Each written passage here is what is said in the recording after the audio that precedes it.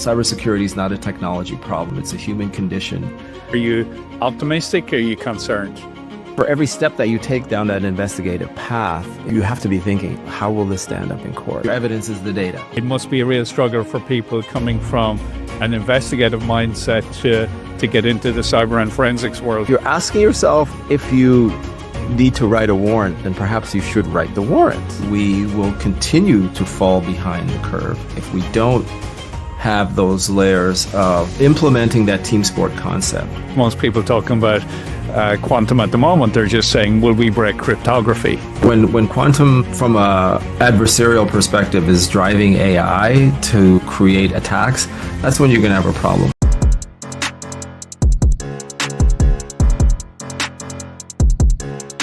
Kenrick, thanks very much for joining us. Thank you, John. Happy to be here. Thank you so much for having me. Kenrick spent nearly 2 decades with the Toronto Police, leading complex cybercrime investigations and working alongside global partners such as Europol, Interpol, and the FBI. He's a unique background that spans both high-level IT leadership, private sector, frontline law enforcement, and he's navigated cases that cross borders, industries, and technologies. Anyway, let's jump right in and talk about your background. And for somebody who had a background and a very strong career in IT in the private sector, why did you join law enforcement? What was the motivation? And how did your tech background help in that transition? Yeah, I mean, the motivation was somewhat more of a life decision than, I guess, a career decision at the time. After having spent the first part of my career working in the Toronto area, and then I spent 12 years in Bermuda working for 3 different companies at different levels, I returned to Toronto to try and do some consulting work. And at the time, the market was a little soft for consulting. So I was, through a good friend, it was suggested that I look into law enforcement because it's an area that was growing in terms of the need for that skill set, not so much on the IT support side, but on the sworn law enforcement and investigative side, because technology, the internet, and cyber started to have a greater impact on criminality. So what I did look into it. I thought, well, with my tech background, maybe digital forensics might be an option. So I applied, and as fate would have it, I was hired very, very quickly.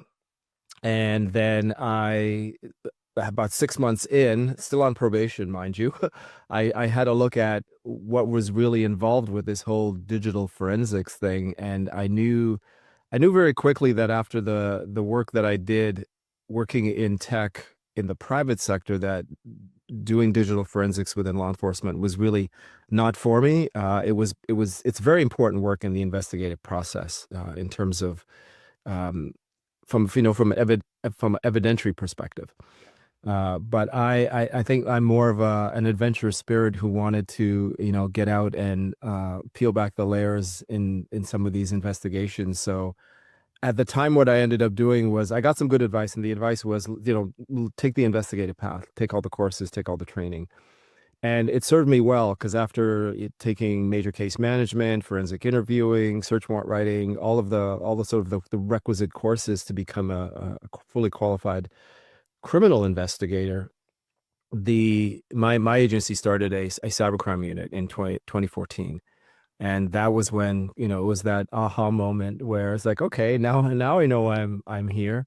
So I applied and quickly transitioned from divisional as a divisional fraud investigator, and a lot of that was cyber fraud related, to becoming a pure cyber investigator working out of intelligence services. And it was home for 9 years, and we can get into some of the things that went on during that time, but I knew at that time that this is really where I needed to be. In terms of how that background helped me, I can't overstate it enough. It was a huge asset to be able to look at some of these cases and look at the evidence and be able to very innately understand the evidence and what was going on. I started saying very early in my cyber investigations career that I could see the matrix. The analogy to the movie where, you see all that stuff going on the screen, but it made me I think it made me a better investigator, and it really helped me to um, be an asset to the team. I think in terms of being able to achieve that attribution. Um, having a background in network infrastructure where that was your job. You designed, built, and secured networks, right? So when a file came in where there was a breach of a network, I understood very quickly, perhaps, using the analogy of the OSI model, okay, this is a layer 2 breach, or this is a layer 1 breach, or this is, this looks like it's probably session hijacking because of this happened and that happened. But, having that strong tech background was a huge help. There was a lot of debate in my agency and probably across a lot of other agencies too. Do we get tech people and teach them to be investigators, or do we get good investigators then teach them the tech? What works better? I knew the tech coming in, and I learned to be an investigator, and maybe that contributes to some bias to some degree for my opinion on it. But I think that understanding the tech is a massive asset. Did you see a lot of people struggle going the other direction, investigators trying to learn the tech, because, it's not intuitive, the OSI model, for example, or, that network infrastructure you talk about, or, there's all sorts of things you would have learned over the years you didn't realize were as valuable as they were going to be, that they were in the end. But it must be a real struggle for people coming from an investigative mindset to get into the cyber and forensics world then, is it? Yeah, I would think so. I think I saw different examples where investigators had very strong investigative backgrounds, and they struggled with understanding the structure of the tech and organizing the evidence, and but there were others that I think did better, mainly because they had more of that logical mindset in terms of what it takes to understand the technology. I mean, they were really good investigators in other units. One of my biggest cases, my partner came from a non-technical investigative background, but she was a crackerjack investigator. We played off each other really well because she was a solid investigator. I understood the tech really well, and we worked really well together. So I think that's another thing in terms of how agencies can do things really well in terms of blending the assets. And that's not just in terms of strong investigative backgrounds or strong technical backgrounds, but also how do you partner a solid sworn officer investigator with a very strong technical analyst and make that a very strong team together, right? So, and I think there's some agencies that do that really well. The Dutch are extremely proficient at that. I've seen it from some projects that we've worked on through Europol together. The Germans, the French, their federal cyber teams are incredibly advanced, incredibly symbiotic in the way they partner that law enforcement investigator with the technical analyst to produce a really, really strong team and positive results. So you see it as a team sport rather than an individual investigator. You kind of often see it on TV as the individual is there on their own in a dark room figuring it out. Right. You see it as a team game. Oh, 100% a team game. Not only, so I think the team you could almost look at it in layers, right? So within an agency, I think there's definitely the requirement and indeed the necessity for a strong team with different skill sets to come together. I mean, even looking at something that we use here, the major case management model, where you have, your lead investigator, a file coordinator, you have someone who is the property person and the evidence person. You have different segments of that model that come together. But even beyond strong teams and the team sport concept within an agency, I think internationally you need that as well. And we see that with interagency collaboration and cooperation on major projects. So it is very much a team sport. I can't stress that enough. Talk to us then about the the day in the life of a cybercrime investigator. We touched on the way, you collaborate in teams, but how does a case start? How does it progress? How does it come to conclusion? What would be, a typical life cycle? Yeah, that's a great question. And I think, I mean, you used the word typical just now, and that's, it's almost the exact opposite, where there's nothing really that's atypical. When my agency, the Coordinated Cyber Center with Toronto Police first started, initially started as a support unit. It started as a support unit to support other specialized units where there was a technology or cyber or internet related component to the offense. No 2 days were equal, because you get a call from an investigator from the homicide squad, and they would need your help with something to do with perhaps social media or something else like that, and then you'd get an intake request from financial crimes, and they've got another issue where there's some servers involved, and it was a business email compromise, or it was a theft of a large asset, and the evidence was perhaps on email servers somewhere, or a portion of the evidence. So our unit got involved in supporting that. So there's the support side, because when you look at cyber, there's really two sides to that same coin. You have the technology as a tool where the tech is used to facilitate the criminal offense. And then you have the other side of the coin, which is what we call pure cyber, where the technology is actually the target. So the target is the data. The target is customer data, client data, the proverbial crown jewel of the organization, the engine that runs that business. So we're looking at ransomware, we're looking at data exfiltration, we're looking at business email compromise, you're looking at things that impact the data. So there's not necessarily an atypical day. There's definitely the requirements to support other agencies that are investigating, an assault or a robbery or other criminal offenses where the tech was involved somehow, and it's beyond their scope, it's beyond their reach. So they reach out to a cyber unit to get some support on that. Our unit at the time quickly evolved because the cases became far more and more complex. And it was beyond the capacity of someone in perhaps financial crimes to be able to investigate a large scale case where clearly it was more of a hack or a data breach than just the compromise or theft of financial assets. So the unit grew in size and scope and mandate to be able to then support companies that were becoming victims of ransomware and other types of technology as a target related offenses. Maybe they may have something in common in terms of the methodology that you would take in terms of how you proceed through the investigation. But everyone is completely different. And case in point to that would really be, and going back to the team sport concept, right?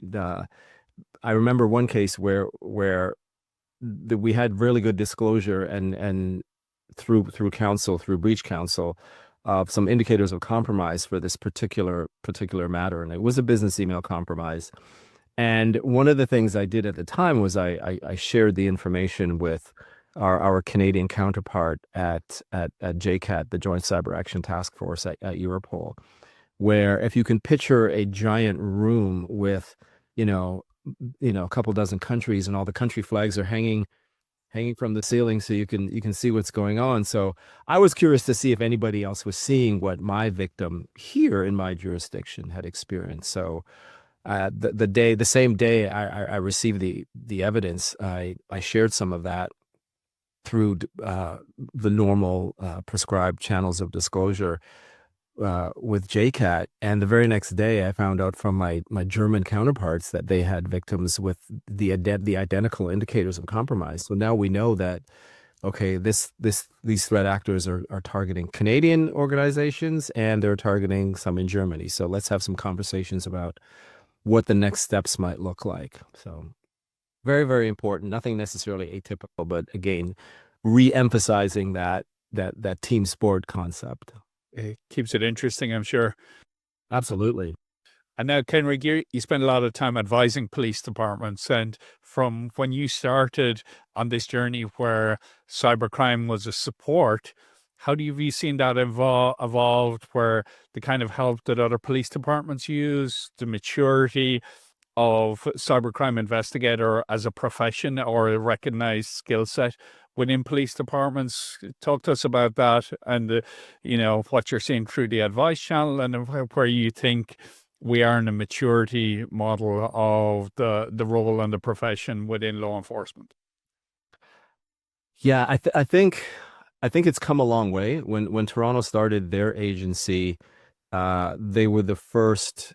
I know from a federal perspective, the RCMP were doing some things, but also provincially, the Ontario Provincial Police were doing some things in cyber. But Toronto was certainly the first municipal agency in Canada to kick off a cyber unit, and we quickly saw other jurisdictions like out in Calgary and in Vancouver, and even within the Greater Toronto area, York Region, Peel Region.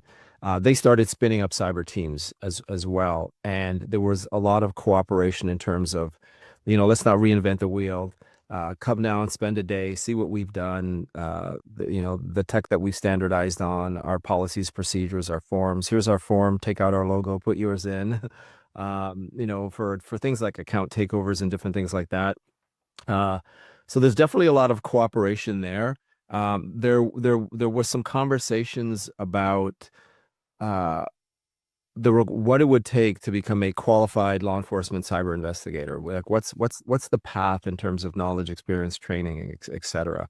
And that's grown quite a bit over the years. I think there's two distinct paths that have evolved. There's the sworn officer side, where you have someone who is an experienced investigator, irrespective of the technological background or strength. You have that sworn officer side, and then you have the civilian side. And I think in recent years, what we've seen is a greater push within agencies towards civilianization of some of the roles, where you can bring in someone from the private sector or someone straight out of university with some very, very strong skill sets in terms of software engineering or network infrastructure and things like that, and then sort of plug them into the team. Again, I mentioned earlier about how well the Dutch cyber team, they do an incredible job of doing that. So I think it's becoming a recognized role. I think one of the challenges, though, is awareness.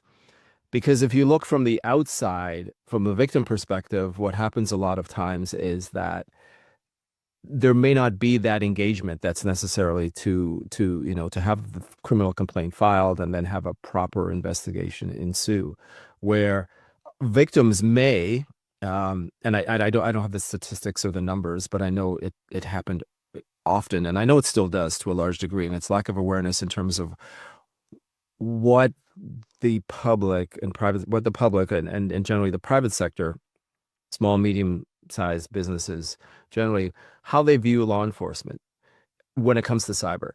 They generally believe two things. Number one, they believe, okay, whoever did this is halfway around the world, so what's the point? And then the other thing they generally believe is, well, why should I call the police? Like they don't have this knowledge or the skills to investigate this. This isn't an auto theft or a home invasion or any type of other traditional street crime, if I can use that vernacular. This is something completely different. So a big part of the challenge as well, and it's been like that for a dozen years, and I think it may continue for a while, is the awareness piece and really developing that partnership. And here's the next level of partnership now, is working, that public sector, private sector partnership, where you have law enforcement really working with small business groups, chambers of commerce, all sorts of other things like that, to really raise the awareness. We're your partner in this, and here's some different ways that we can work together to solve this problem. So I mean, I remember it was probably 2015. A Canadian Security Magazine had a conference. They did a series of conferences. And one was on something, so it would be on compliance or on privacy, and this one there was one specific one called on cyber. And I remember at that particular conference, a privacy lawyer got up, a breach coach got up, and he says, well, don't call the police. They can't help you. You need to call your lawyer because you need to protect your assets. You need to ensure there's privilege if you have intellectual property, et cetera, et cetera, et cetera. And I was the next speaker, and I got up and said, hey, if you get breached, call the police because here's what we can do. And here's, in fact, what's happened. It's a criminal offense. And,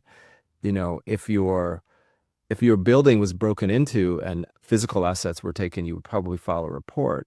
So if your servers were compromised, or if your cloud tenant was compromised, it's a criminal offense. A lot of virtualization to it, but it's still a criminal offense. So call the police. And I think another part of the perception was, well, if we call the police, they're going to come in and seize all the evidence and shut us down. And there was a time when, and I would argue that it was a very short window, very brief period of time, where that did happen, right? But that was a very, very long time ago. And law enforcement, certainly in the Western world, they work with victims to try and preserve the business, to try and solve the problem without having to remove servers or remove evidence like that. So, but what we've seen an evolution with privacy issues and concerns, and all the lawyers have gotten involved now. I presume then, if people aren't reporting it to police, that do you think we have an issue of underappreciation or underreporting of cybercrime because of that?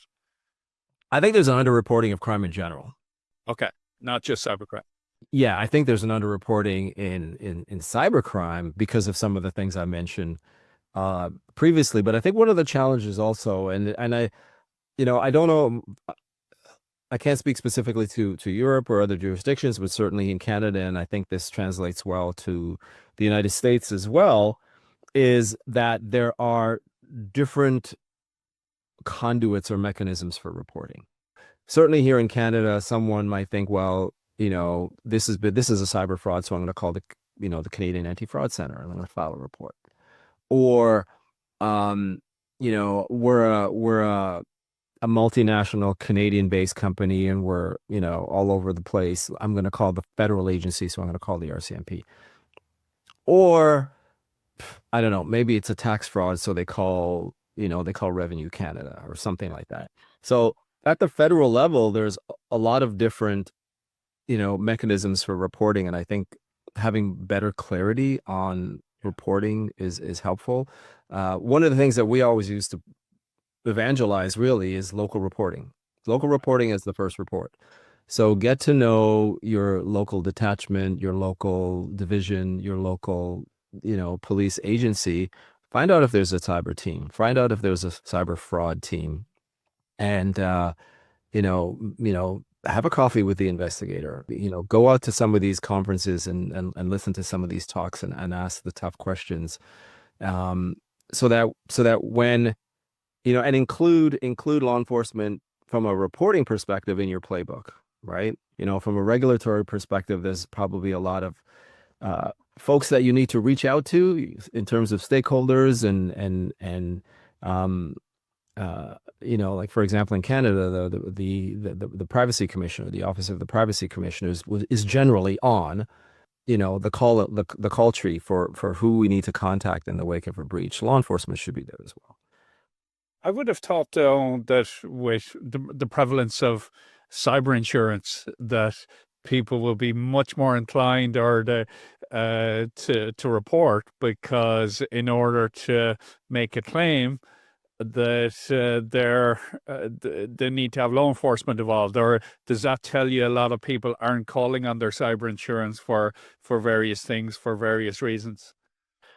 Well, I think that might be a jurisdictional thing as well. Certainly in Canada, to file a claim for cyber, you don't have to contact the police. I know that from a regulatory compliance perspective, there were early versions of PIPEDA that basically stated that, from a I guess from a due diligence perspective, it would bode well in terms of reducing overall risk if law enforcement was involved. I mean, there was all sorts of colorful and fluffy language around whether or not law enforcement should be contacted. Uh, I think it comes down to two things. From a cyber insurance perspective, it's about risk management and, you know, really, how are you going to be accountable to the stakeholders when that question is asked? And it's about really understanding what you're protecting, and it's understanding, is the policy that I have adequate for my business, and does it keep me compliant? As a consultant, so if I put my consultant hat on, I've had clients who have said, our cyber insurance expires in 3 months. We're not sure what to do in terms of renewal. Can you have a look and tell us, do we have enough? Is it worth it? Is it worth it? So this one particular client, which obviously I can't name, but I had recently gone through an exercise of doing a penetration test for them, and I had created a custom tabletop exercise, and we're about to get ready to run that with their team. And then the cyber insurance thing came up, and I said, sure, I'll have a look. And I had a look, and the problem there was that if they had a breach like that day, they probably would not be covered because of all the things that I discovered, a couple months earlier when we did the pen test. And then the reality is that, well, okay, the results of the pen test said, here are the Class A recommendations that you need to fix today. And if you can fix them, that could bring you into compliance for your policy. So again, it just comes down to risk management and making some decisions. There are companies that try to self-insure, which is, an option. But then again, it's back to, it's very brave, and it comes back to, compliance. Are you in an industry that's heavily regulated, and also stakeholders? If you're putting away X, in under a mattress somewhere in case you got breached and you had some financial backing to be able to respond, is it enough?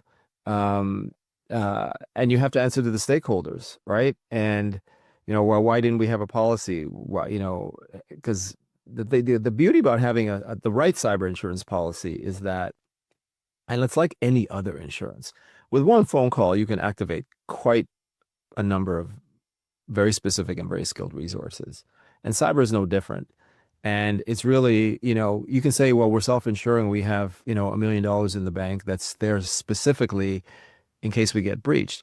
But there's a little bit more to it than the monetary asset. There's the response in terms of forensics, managing the PR, there's a laundry list of things.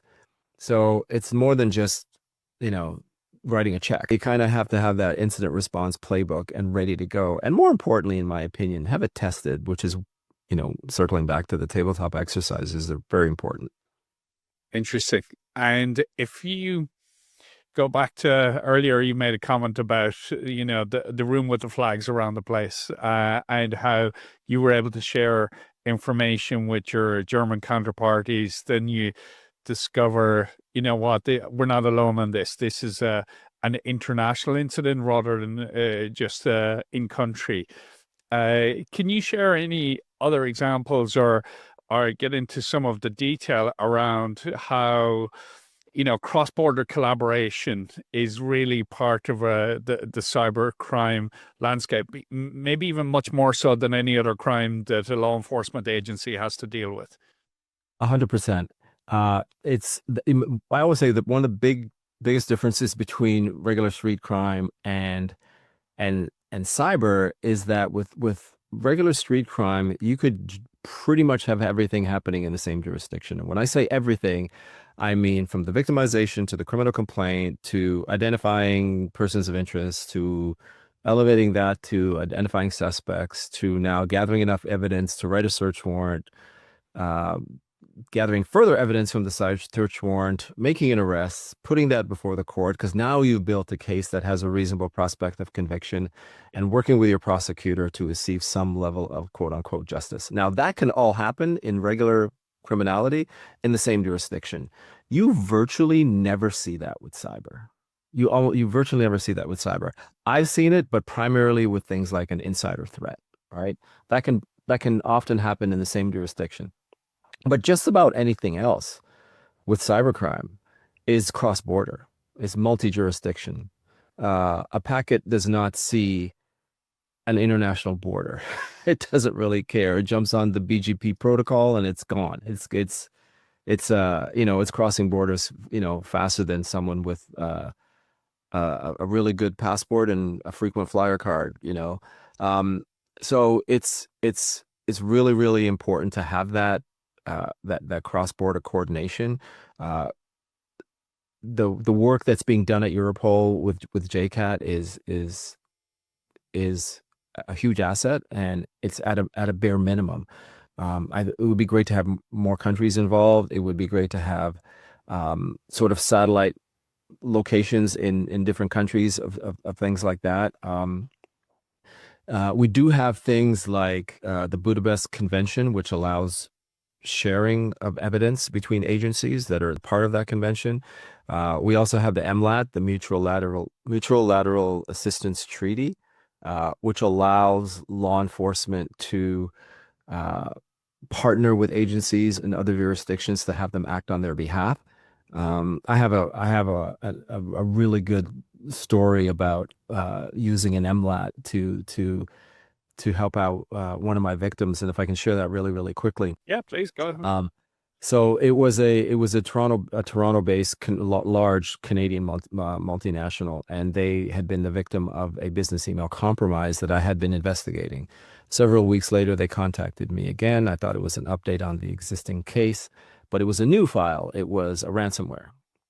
And very quickly after, again, going through that JCAT channel, there was information from a third-party vulnerability research company in Europe that saw some evidence that they as a friend of Europol, they shared that information with Europol, and that information indicated that there was a connection between that dark web data they were seeing and the victim that I had in my jurisdiction. So what I was able to do was I was able to identify the hosting center where that data was. It was in a European jurisdiction that I couldn't get to physically. I've been fortunate to travel in the past for work and for investigations, but for something like this, it just was not going to happen.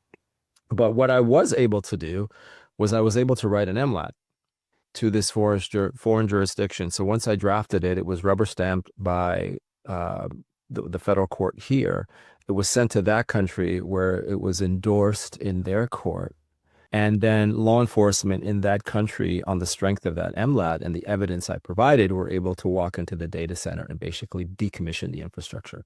Now, the interesting thing to that story is that during that whole process, which lasted about 9 days, there were ransomware negotiations going on. So now that we've decommissioned the threat actor's infrastructure, the victim has leverage, which played out really, really well, and we ended up saving. We're able to contribute to saving them literally millions of dollars. Did you buy the keys for the ransomware? Well, what ended up happening was that once we're able to decommission the servers, we actually had the hard drive sent to us.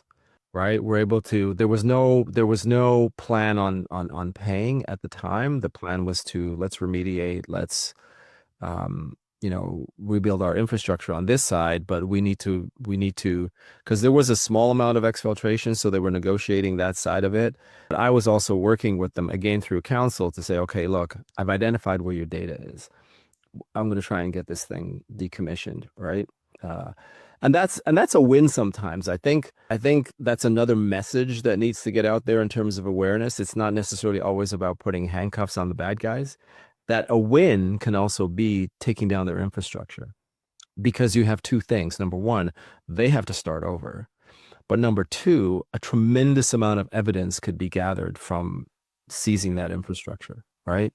In terms of who they are, their methods of operation, maybe even, future plans that they may or may not have. So there's some definite wins there. Taking down an infrastructure is a massive win as well. Fantastic. And in terms of that collaboration, you extend it further out and you look at private sector, public sector, companies like Siren. How do you see how we can get better at collaborating across those types of jurisdictions? Well, I think it starts with recognizing that in the absence of that type of communication, you have a problem, because the bad guys are working together, right? The threat groups are working together, and they're working together quite professionally, quite seamlessly, quite collaboratively.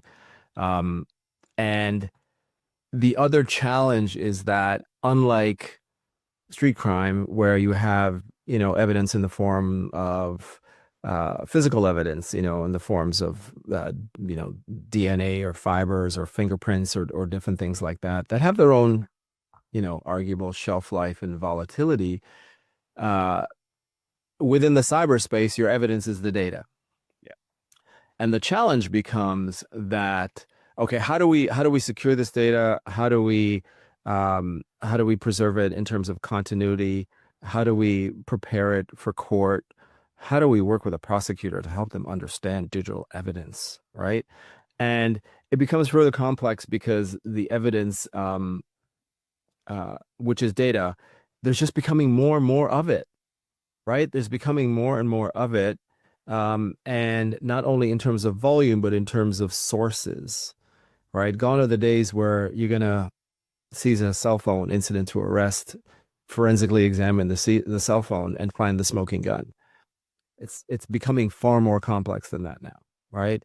It's going to be a cell phone, multiple cell phones. It's going to be other devices, laptops, servers, in the cloud. It's going to be PCAP files. It's going to be, data that you receive as a result of a court order, like a production order, or some other type of subpoena, in like what they would do in the U.S. Now you've got dozens of sources. You've got terabytes of data. And you have, in a simplistic case or scenario, an officer or two and an analyst or two sitting down trying to wade through this quagmire of evidence and trying to put the pieces together. So we need partnerships. We need partnerships, and we need better tools to be able to do this, right? And I think this is where organizations like Siren come in and provide those tools. I can tell you that there were cases that I've worked on in the past, so like around maybe pre-COVID, 2017, 2018, even up to 2022, where the just ridiculous amounts of volume of the data that took months to get through to actually form that constellation of evidence into a picture. Now, okay, now I've gone from reasonable suspicion.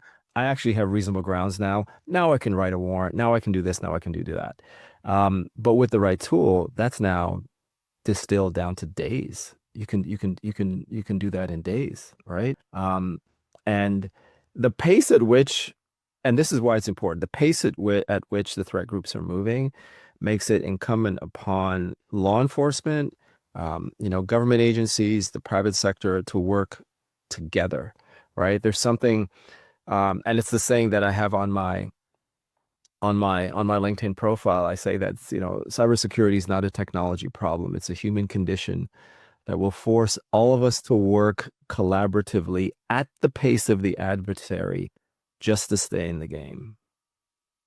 And I said that one time at a conference years ago, and somebody remembered it and they brought it up, and then somebody remembered it again, and I used it again. And I was like, okay, I'm keeping that quote because I said it. Yeah, but it's huge. It's important. It's absolutely important. And I think that we will continue to fall behind the curve if we don't have those layers of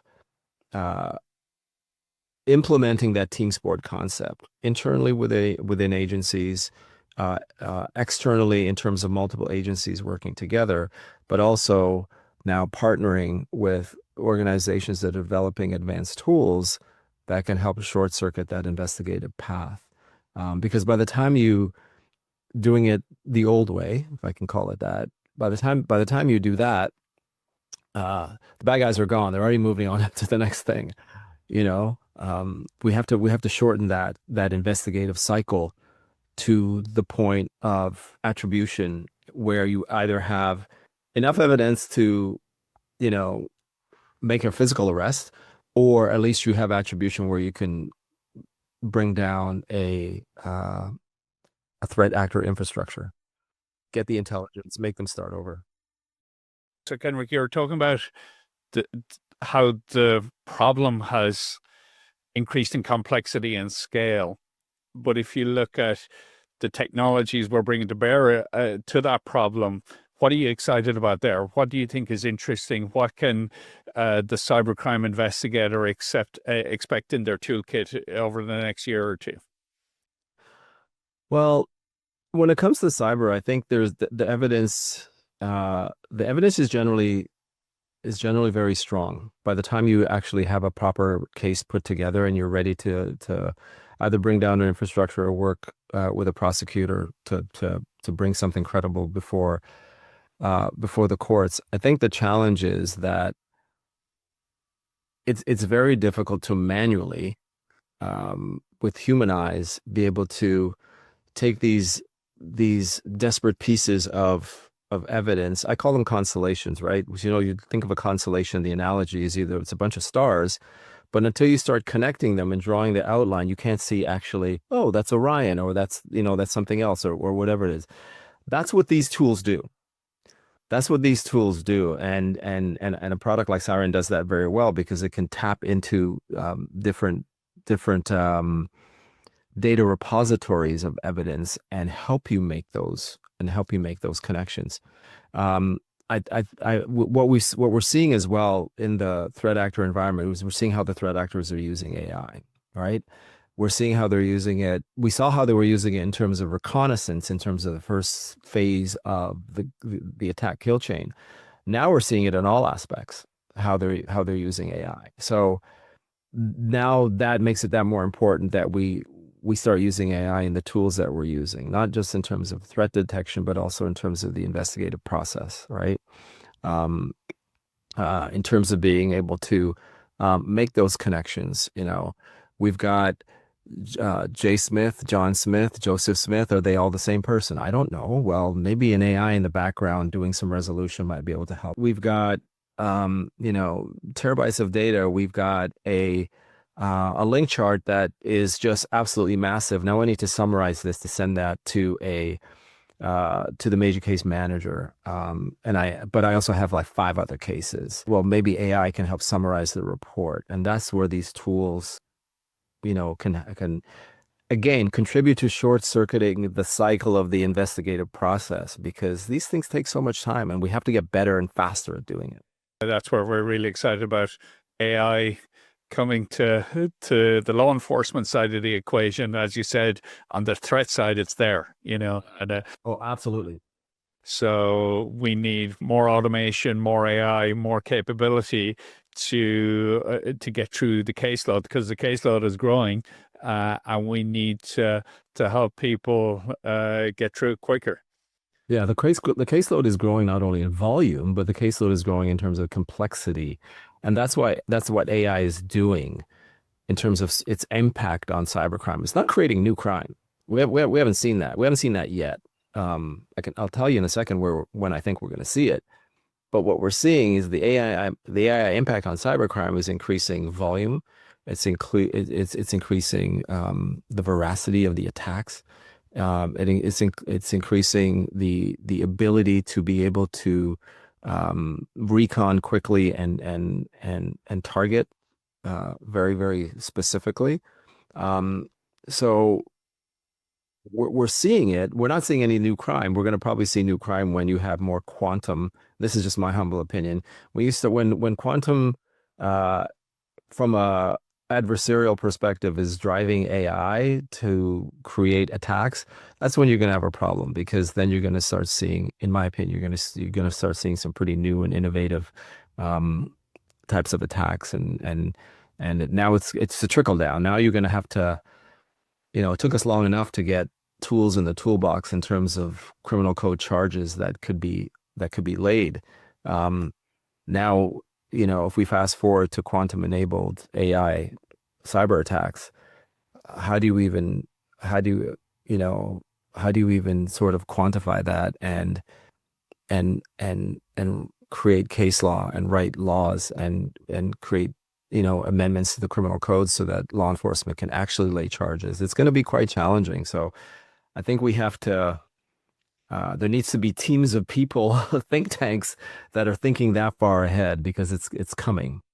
Interesting. No, that's why I love talking to people like yourself, where you've got the perspective of case law and how does this stand up in court, whereas most people talking about quantum at the moment, they're just saying, will we break cryptography? And what happens then is that, so no, I love that perspective around, the legal side of it and the impact in court. Yeah, it's huge, because so I teach and facilitate the Federal Cybercrime Investigators course at the Canadian Police College in Ottawa. And that's one of the things we try to emphasize is from inception, from criminal complaints, start thinking about prosecution. And if you have that mindset, it dictates how you do interviews, how you write warrants and production orders. It dictates how you handle the evidence, because for every step that you take down that investigative path, you have to be thinking, how will this stand up in court? How will I articulate this to the prosecutor? How will I do this or that? I've had students in the past ask me, do I need to write a warrant for that? And my answer is always, if you're asking yourself if you need to write a warrant, then perhaps you should write the warrant. Right? No one's ever you never get slapped on the hand for writing the warrant and it wasn't needed, but you will get raked over the coals if you try to seize evidence in the absence thereof. So it doesn't hurt to do it in the first place. Of course. So what advice would you give law enforcement agencies trying to improve their cybercrime investigative capabilities? Wow. A loaded question. I would advise agencies to focus on the evidence, teaching and educating investigators more about the data and how it can support a case, how it can support a prosecution. So not necessarily making technological wizards out of every investigator, whether sworn or civilian, but really help them to understand, like from a street crime perspective, there's courses that are taken. When I was in uniform, I was what they call a SOCO officer, a scenes of crime officer. So I was taught the importance of note taking, the importance of, photographing the scene, the importance of properly seizing, fiber and taking DNA swabs and doing all the proper things properly. So within the cyber perspective, looking at data as the evidence, really focusing on teaching investigators the importance of data, different types, different data types, different sources, encryption of the data, encryption at rest, encryption in motion, and then probably next to that would be really keeping up with the case law and being very, very careful to work with your prosecutors to make sure that you don't create any bad case law for us. We've had some interesting ones come out here in Canada, not the least of which was R versus Bykovitz, which speaks more to the Charter of Rights and Freedoms here in Canada, and basically prescribes that an individual has a reasonable expectation of privacy to their IP address, which creates a whole other layer of complexity from an investigative perspective, which doesn't make it impossible to do the job, but you just have to get better at being very consistent and doing the work, writing more warrants, writing more production orders, get good training. One of the things we're trying to do at the Canadian Police College is update the training, upgrade the course to include things like AI, to include things like quantum considerations when it comes to encryption, to include things like how do we handle really large volumes of data from an extended number of sources and properly do an investigation with that.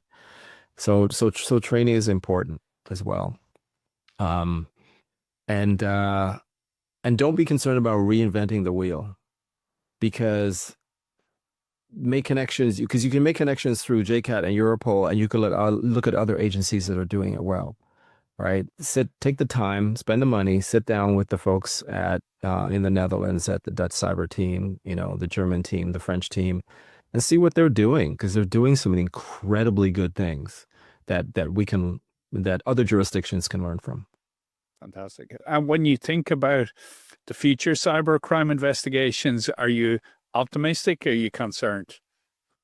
It depends. That's kind of like a depends kind of question. I'm more of an optimist than a pessimist by nature, and I think that I think if we can do a few things really well, that we stand a really good chance. And for me, just staying a good chance really means we can stay in the game. We can keep pace.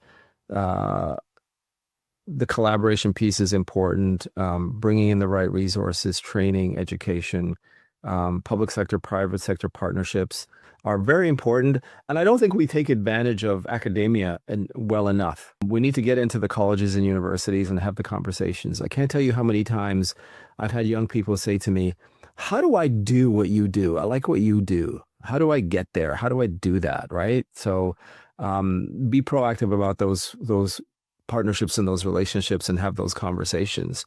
I've had young people say, how do I do what you do? But I don't want to be a police officer. I don't want to carry a gun. But yeah, I like catching these. I like the idea of going after these groups and these bad guys. Like and that's a totally different path now. That's a different conversation. So I'm optimistic, also because of those conversations with young people. I think the future looks promising. I've recently sat with 5 civilian members of the RCMP who were looking to get an exemption from the Federal Cybercrime Investigators course, and they're absolutely brilliant. They have advanced degrees in some sort of tech discipline. But they've never written a warrant. They've never interviewed anyone. They've never managed a case. They've never participated in a search and seizure of digital evidence. But I see a tremendous amount of potential there, right? I can see there was another young man who is a civilian who both of his parents were federal officers, and now he's a civilian analyst in a cyber team. And he's absolutely brilliant. And he could probably make an arguable percentage increase in salary if he went to the private sector. But he has a passion for the job.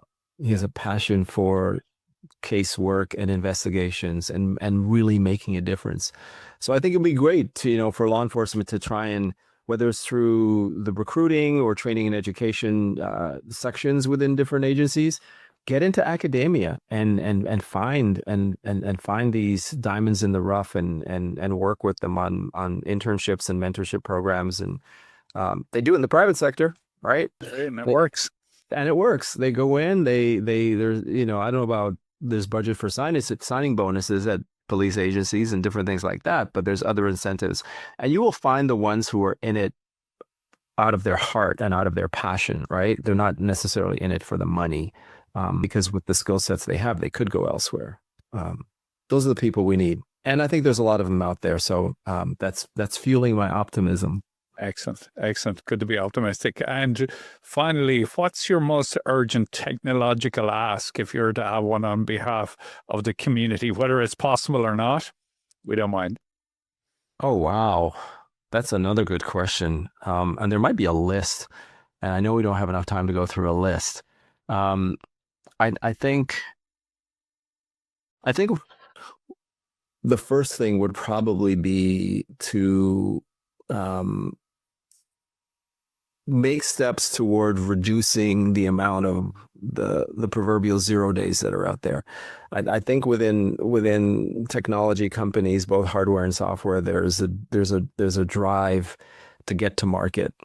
I think, unfortunately, sometimes it fuels less than stellar QA on the product before he goes out there, right? So I would like to see some sort of guidance or some sort of, I don't want to be as heavy-handed as to say some sort of regulation that will force tech companies to be more accountable for stuff like this, because I don't think you can put the perfect product out there. It's conceived and developed and marketed by human beings, and we ourselves are imperfect. So we're never going to make a perfect product. But I think we can do a better job. I think we can do a better job about putting better tech out there. So that would probably be like the first and foremost, my number one thing. My next thing is not so much the tech, but it kind of follows the tech. I mean, we've seen, like with Moore's Law over the decades, how tech just has gotten better. It's gotten smaller, cheaper, faster.